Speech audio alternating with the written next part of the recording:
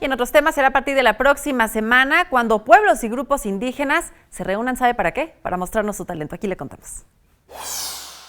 Dar a conocer la escena musical indígena y sus propuestas contemporáneas es uno de los principales objetivos del 7º Encuentro Nacional Tradiciones y Fusiones Musicales, Propuestas Indígenas, que se llevará a cabo del 21 al 24 de noviembre en la capital del país. Con el objetivo de visibilizar el movimiento musical indígena contemporáneo, fortaleciendo las capacidades creativas de sus protagonistas a través de acciones de profesionalización, promoción y difusión que les permita su inserción a círculos musicales amplios y su reposicionamiento al interior de las propias comunidades indígenas. Esta edición se llevará a cabo en el Museo Nacional de Culturas Populares y en las instalaciones de la Universidad Nacional Autónoma de México.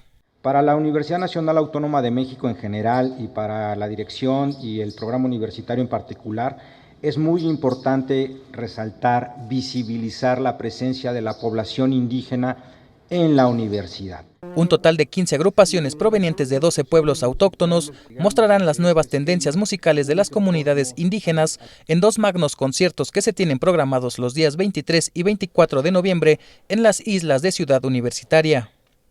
Con imágenes de Jorge Barajas, Héctor Mendoza, 21 Noticias.